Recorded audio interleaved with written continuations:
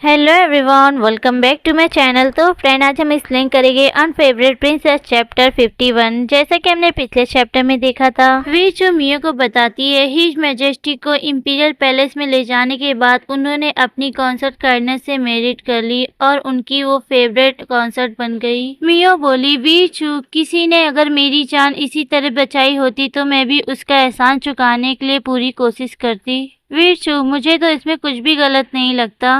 मियो, तुम ऐसा कैसे कह सकती हो? हाँ, लेकिन मियो, तुमने ही तो दावा किया था कि तुम ही वही पसंद हो जिसने हिज मैजेस्टी के अटैक को खुद पे ले लिया था और हिज मैजेस्टी को बचा लिया था। ये सुन के तो मियो एकदम पत्थर की तरह जम जाती है और वो पूरी तरीके से क्रैक हो जाती। क्या मैंने उस डॉग को बचाया था? मियो, तुम्हें याद है तुमने उस टाइम पर काफी ज्यादा जोर दिया और तुमने बहुत ही बड़ा हंगामा किया, लेकिन कॉन्सर्ट काइनर वास्तव में वो घायल हो गई थी और यहाँ तक कि हिज मैजेस्टी ने कहा कि वही थी जिसने उसे बचाया था। इस वजह से आप आधे महीने से अधिक ज्यादा कोमे में थी। फिर जब से आप जागी है आपने इस बारे में बात करना ही छोड़ दिया। तो क्या आप इसे भूल गई है मियो? ये सुन के तो मियो काफी ज्यादा शौक होते हुए कहती है, लेकिन वीरचू, ये कोई ऐसा दावा नहीं था जो बिना किसी प्लान के किया जा सकता है ना वीरचू? वीरचू बोली, नहीं, बिल्कुल नहीं मियो, लेकिन तुम उस टाइम पर काफी ज्यादा इनोसेंट थी। सुन के तो मियो हैरान होते हुए कहती है, क्या वो पुरानी जियांग मियो क्या मूर्ख थी? मियो फिर तो पुरानी जियांग के बारे में कहती है अपने मन में, क्या उसने अपना सिर इसलिए खो दिया क्योंकि वो यूचियाओ से बहुत ज्यादा प्यार करती थी? ओह, सच में वो एक नंबर की बुद्धू थी। वीचू भी थोड़ा नाराज होते हुए कहती, मियो, हम सभी जानते हैं कि वो तीर तुम्हें ही जाके लगी थी और उसका निशान हमेशा के लिए उसके शरीर पे रह जाता है। मियो, तुम ऐसे ही दिखावा नहीं कर सकती। हाँ वीचू, यहाँ तक कि हिज मैजेस्टी ने ये भी कहा कि वो सिर्फ कॉन्सर्ट काइंडनेस थी और मेरे द्वारा ये दावा किया जाने के बाद लोग मेरे बारे में क्या सोचेंगे? ओह हाँ मियो, तुम बिल्कुल सही हो। इस कैपिटल की जितने भी नोबल लेडीज ने तुम्हें तो एक मजाक के रूप में देखा, और हाँ मियो, उन लोग ने तो यहाँ तक कि ये भी कहा कि तुम रॉयल्टी मैरिट करने के लिए तुम पागल हो गई हो। ये सुन के तो मियो परेशान होते हुए अपने सर को पकड़ते हुए कहती, ओह खैर वीचू, अगर मैं भी उनकी जगह होती तो मैं भी यही बात कहती। लेकिन मियो, मेरी बात सुनो, मैं सच कह रही हूँ, तुम्हारे शरीर पर वो निशान है। मियो फिर तो कंफ्यूज होते हुए कहती है, निशान? कौन सा निशान? मुझे तो कोई याद नहीं है निशान। फिर सीन चेंज होता है और वीचू मियो को बेडरूम में लाते हुए इसके कपड़े को उतारते हुए कहती है, इधर है निशान। तो फिर तो मेयर में खुद को देख नहीं पाती है और कहती है, ये कहाँ है? मैं इसे क्यों नहीं देख पा रही हूँ? तो फिर ठीक है मियो, मैं तुम्हें बताती। देखो, जिस जगह पे मैंने अपनी फिंगर रखी है अब तुम उसे देख सकती हो। ओह हाँ, ये फाइनली मुझे मेयर में दिख गया।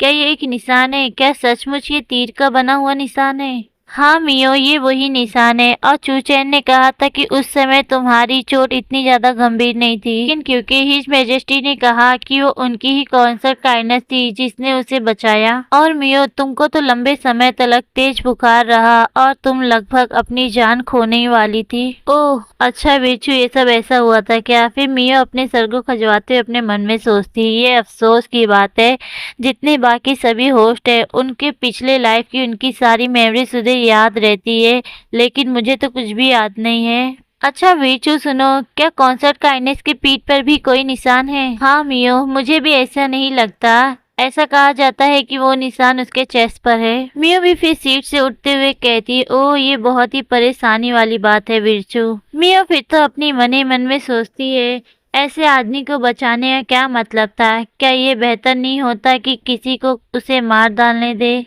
वीचू बोली, मियो, क्योंकि कॉन्सर्ट काइंडनेस ने हिज मैजेस्टी के लाइफ को बचाया था और वो इंपीरियल पैलेस में आने के बाद से हिज मैजेस्टी और एम्प्रेस टुआगर की फेवरेट बन गई। वीचू, हाँ, पूरी तरीके से ये समझ में आता है। अगर किसी ने मेरी जान बचाई होती तो मैं भी उस व्यक्ति के साथ बहुत ही अच्छा व्यवहार करती। ये वही है जो कॉन्सर्ट मोरालिटी ने मुझसे कहा। उसका मतलब क्या था? वीचू, क्या कॉन्सर्ट मोरालिटी, क्या वो मानती है कि हिज मैजेस्टी को मैंने ही बचाया था? मियो, मुझे तो ऐसा लगता है कि वो कॉन्सर्ट काइंडनेस को हराने के लिए तुम्हारा इस्तेमाल करना चाहती है। ओह वीचू, ये कितना ज्यादा पैथेटिक है। वो हर दिन बस यही सोचती है। कि किसी आदमी के दिल को कैसे जीता जाए। वो मुझे अपने हथियार के रूप में इस्तेमाल करना चाहती है, लेकिन वो अंत में ये भी मेरा ही निर्णय रहेगा। हाँ मियो, वो हत्या वाली रात थी और उधर काफी ज्यादा अफरा तफरी थी। कोई भी ये नहीं बता सकता है कि हिज मैजेस्टी को किसने बचाया। ओ वीचू, इसे छोड़ो। उन्होंने ये खुद ही कहा कि वो कॉन्सर्ट काइंडनेस थी जो उन्हें बचाई थी। वीचू, अब इस बात के लिए कुछ नहीं किया जा सकता, तो हमें इसे यहीं छोड़ देना चाहिए। हाँ मियो, तुम ठीक कह रही हो। मियो, मैं बहुत खुश हूँ कि तुम इस पर इतनी गहराई से सोच सकती हो। मुझे तो तुम्हारी चिंता थी कि तुम उसके लिए अभी भी इतनी ज्यादा पागल और जुनूनी होगी। मियो फिर तो चिढ़ते हुए वीचू से कहती, इसमें कुछ भी ऐसा नहीं है जिस पर कि तुम पागल हो जाओगी। हाँ, लेकिन मैं ये वाकई उन रिबेलियन से पूछना चाहूंगी कि वो किस चीज से बने हैं। आखिर वो एक व्यक्ति की हत्या जैसा आसान काम भी पूरा कैसे नहीं कर पाए। वो कितने ज्यादा नासमझ थे। मियो की इतनी खतरनाक बातें सुन के वीचू घबराते हुए कहती, ओ मियो प्लीज फिर से ऐसी बातें मत करो, प्लीज रुक जाओ, ठीक है। मियो भी फिर शांत होते हुए सीट पे बैठते हुए कहती, ओ ये कितना ज्यादा अफसोसजनक है। हर कोई अपने जीवन में बेवकूफी भरे काम करता है। पुरानी चियांग मियो, वो कितनी ज्यादा मूर्ख लड़की थी। वीचू बोली, हाँ, अपनी भावनाओं और अपनी जबान पर कंट्रोल करना कितना ज्यादा मुश्किल है ना मियो। मियो बोली, अच्छा शीश, चलो इस बारे में फिर से बात नहीं करते, क्योंकि हिज मैजेस्टी ने इस बात पर जोर दिया है कि वो कॉन्सर्ट काइंडनेस थी जो उन्हें बचाई, और इसलिए उनके पास कुछ ठोस सबूत होने चाहिए। और हाँ, इससे कोई फर्क नहीं पड़ता कि किसने किसको बचाया, लेकिन ये नाटक खत्म होना चाहिए और हम लोगों को इसका इस्तेमाल हमारे खिलाफ करने नहीं दे सकते वीचू। हाँ मियो, मेरा भी यही ख्याल है। अगर मुझे पता होता कि आप ये भूल गई है तो मैं आपको कभी नहीं बताती। मियो फिर तो खुश होते हुए कहती है, ओ वीचू, मुझे बताना यही बेहतर है, वरना सच्चाई जाने बिना भी दूसरे लोग मेरा इस्तेमाल कर सकते हैं। फिर सीन चेंज होता है और हम किंग याओ को देखते हैं, जो एक दरवाजे के पीछे खड़े होकर उनकी सारी बातों को सुन रही होती है। फिर सीन चेंज होता है और हम कुछ समय के बाद का टाइम देखते हैं, जहां मियो किचन में खाना बना रही होती है और वो आवाज देते हुए कहती है, वान रोन, मुझे एक प्लेट चाहिए। तभी किचन में किंग याओ आ जाती है और वो उसकी आंखें चमकने लगती है इस खाने को देख के। मियो कहती है, ओ किंग याओ, तुम्हें भी भूख लगी होगी, खाना जल्द ही तैयार हो जाएगा। मियो फिर तो किंग याओ के लिए सॉरी फील करते हुए अपने मन में कहती है, ओ बेचारी लड़की, उसे तो उस डॉग हाउस में पर्याप्त खाना और पर्याप्त कपड़े भी नहीं मिले और अब उसके चेहरे पर इतने सारे निशान पड़ गए हैं। आशा है कि वो जल्द ही अच्छे से ठीक हो जाएगी और यहाँ पर अपने जीवन का आनंद ले सकती है। किंग याओ तो खुश होते हुए कहती, ओ योर हाइनेस, मुझे नहीं पता था कि आप खाना बना सकती है। मियो फिर डिश लाते हुए कहती, ओ किंग याओ, आपको डॉग हाउस में जिंदा रहने के लिए कुछ चीजें सीखनी होगी। यहाँ कोई शानदार भोजन नहीं होता, लेकिन कम से कम हम यहाँ पर अच्छी तरीके से पेट भर के खाना खा सकते हैं। किंग या तो खुश होते हुए कहती, योर हाइनेस, आप बहुत ही अच्छी है और उन सभी कॉन्सर्ट से काफी ज्यादा अलग है। हैरम में जितनी सभी कॉन्सर्ट है वो सभी तो एक विच की तरह है। मियो फिर तो खुश होते हुए किंग या को आंख मारते हुए कहती, हाँ हाँ, तुम भी। किंग या तो फुल जोश में आते हुए कहती, योर हाइनेस, मैं आपको प्रोटेक्ट करने के लिए अपनी पूरी कोशिश करूंगी। मियो किंग याओ की बातें सुन के काफी ज्यादा खुश होते हुए कहती, ओ हाँ ठीक है। मियो फिर तो खुश होते हुए अपने मन ही मन सोचती है, वो नादान लड़की, वो मुझे प्रोटेक्ट करने के बारे में सोचती है, जबकि वो अभी तक खुद को प्रोटेक्ट नहीं कर सकती। फिर सीन चेंज होता है और मियो बाहर आके पेड़ों को देखते हुए कहती, ओ आज की सुबह अच्छी है, और वो लोग फिर खाने की तरफ बढ़ने लगते हैं। मियो तभी अपने मन में कहती, ये डॉग हाउस एक पॉइजन की तरह लगता है, लेकिन मुझे यहाँ अपनी लाइफ को शांति से जीने के लिए कोई भी परेशानी नहीं होगी। मियो फिर तो चलते चलते अपने मन में कहती, ओ ऐसा लगता है कि हिस्ट्री में सबसे जो कम एज की लड़की है जो टाइम ट्रेवल की है वो मैं हूँ। तभी ही कोरजेट पैलेस का दरवाजा खुलता है और वहाँ से वान रून और वार्निंग आती है और वान रून आते हुए कहती, योर हाइनेस,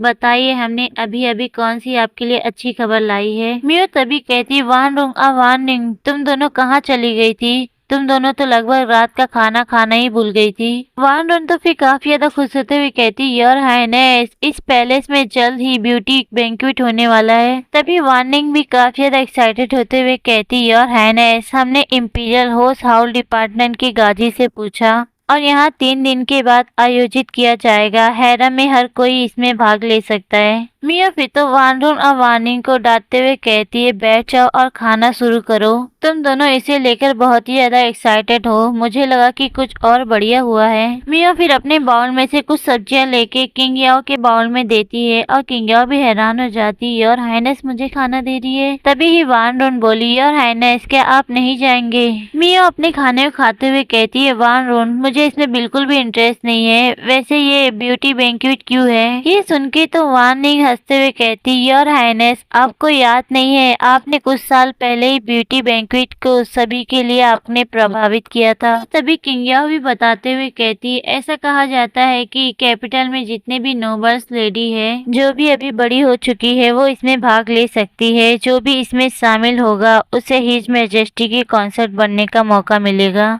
ये सब सुन के तो मियो अपना खाना खाते हुए कहती है ओह बढ़िया, एक और जीवन साथी चुनने का मौका मिलेगा। अब ये सुन के तो मेरे को और भी ज्यादा इंटरेस्ट कम हो गया इसमें जाने के लिए। मियो की ये बातें सुन के वानरून कहती योर हाइनेस आप तो इस बात को लेकर काफी ज्यादा एक्साइटेड रहती थी। मियो फिर उन तीनों से कहती है चलो खाना खाते, हम इम्पीरियल पैलेस में इतने लंबे समय तलक रहे हैं कि यहाँ ये सब कुछ देख चुके हैं, यहाँ कुछ भी नया नहीं होगा। वो सभी फिर मिलकर अपना खाना खा रहे होते हैं। तभी सडनली याओ आते हुए कहता है ओह अच्छा एम्प्रेस तो आप खाना खा रही है, लगता है कि मैं सही समय पर आया हूँ। याओ की आवाज सुन के तो मियो हैरान हो जाती है और उसकी तरफ गुस्से से देखते हुए कहती है ओह वेलकम योर मैजेस्टी। याओ को देख के तभी तीनों मेड झुकते हुए इसे ग्रीटिंग करते हैं ग्रीटिंग योर मैजेस्टी। याओ भी फिर उन लोग को डिनर में ज्वाइन करते हुए कहता है ओह ठीक है तुम सभी उठ जाओ, तुम मेरे लिए भी क्या एक बाउल ला सकते हो? याओ फिर सीट पे बैठते हुए कहता है ओह मुझे अब भी यहाँ का खाना सबसे ज्यादा पसंद है। याओ की ऐसी बातें सुन के तो मिया अपने गुस्से को कंट्रोल करते हुए कहती योर मैजेस्टी तो क्या आप सिर्फ यहाँ पर फ्री का खाना खाने के लिए आए हैं? ओह हाँ एम्प्रेस यहाँ खाना बहुत ही ज्यादा अच्छा है। ये जवाब सुन के तो मियो और भी ज्यादा गुस्सा हो जाती है और गुस्से में आग बबला होते हुए कहती योर मैजेस्टी इम्पीरियल किचन की एक पूरी टीम आपके लिए काम कर रही है, अगर आप हमेशा यहाँ खाना खाने के लिए आते हैं तो वो मुझसे नफरत करेंगे। यूची याओ तो मियो की बात को एकदम इग्नोर मारते हुए मजे में अपना खाना खा रहा होता है। याओ बोला एम्प्रेस क्या तुम मेरी शिकायत कर रही हो कि मैं तुम्हारा खाना बहुत ज्यादा खाता हूँ? हाँ एम्प्रेस। मियो कहती योर मैजेस्टी मैं ऐसा करने की हिम्मत कैसे कर सकती हूँ? मियो रोते हुए अपने मन में कहती है ओ ठीक है बस अपना खाना खाओ और यहाँ से चले जाओ। तो फ्रेंड ये चैप्टर यही खत्म होता है। इसके आगे के चैप्टर काफी ज्यादा अमेजिंग होने वाले हैं और हमें आगे जाके पता चलेगा कि मेन जो याओची को जिसने बचाया था वो मियो है या कॉन्सेप्ट काइनेस, और आखिर किंग याओ कौन है इसका भी आगे जाके हमें पता चलेगा। तो फ्रेंड नेक्स्ट चैप्टर के लिए ज्यादा से ज्यादा कमेंट करें, लाइक करें, सब्सक्राइब करें and thank you for supporting me and take care. Bye bye friend.